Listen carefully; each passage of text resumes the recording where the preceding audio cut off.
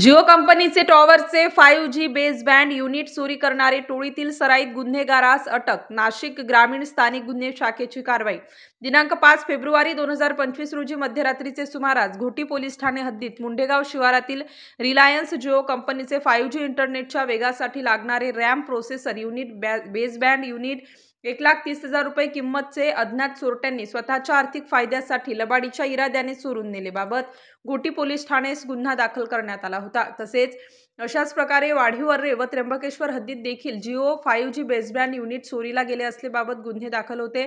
चोरी करण्याच्या व अभिलेखावरील गुन्हेगारांची गोपनीय माहिती घेतली असता नाशिक रोड देवळाली कॅम्प परिसरातील सराईत गुन्हेगार मनोज गाढवे याने त्याचे साथीदारांसह सदर गुन्हे केले असल्याची खात्रीशीर बातमी मिळाली. त्याप्रमाणे स्थानिक गुन्हे शाखाचे पथकाने सराईत गुन्हेगार भगवान उर्फ मनोज रामदास गाढवे वय 39 यास ताब्यात घेतले. त्यास विश्वासात घेऊन वरील गुन्ह्यांबाबत चौकशी केली असता त्याने त्याचे साथीदार नौशाद दानिश यांच्यासह मिळून घोटी, वाढीवर्रे, त्र्यंबकेश्वर, नाशिक शहरातील म्हसरूळ व उपनगर परिसरातील जिओ 5G टॉवरचे रॅम प्रोसेसर युनिट चोरी केली असल्याची कबुली दिली आहे.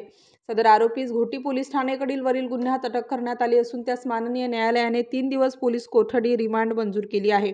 सदर आरोपीचे कब्जातून एक जिओ 5G टॉवरचे रॅम प्रोसेसर युनिट 1,30,000 रुपये किमतीचे हस्तगत करण्यात आले आहे. तसेच यातील आरोपितांनी गुन्ह्यात वापरलेले वाहन टाटा मांझा कार ही म्हसरूळ पोलीस ठाणेकडील गुन्ह्यात यापूर्वी जप्त करण्यात आली आहे.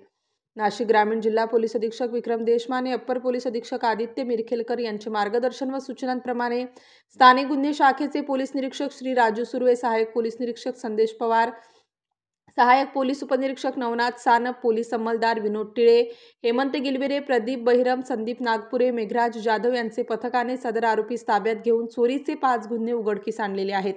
स्टार न्यूजसाठी मोहसिन पठाण, नाशिक.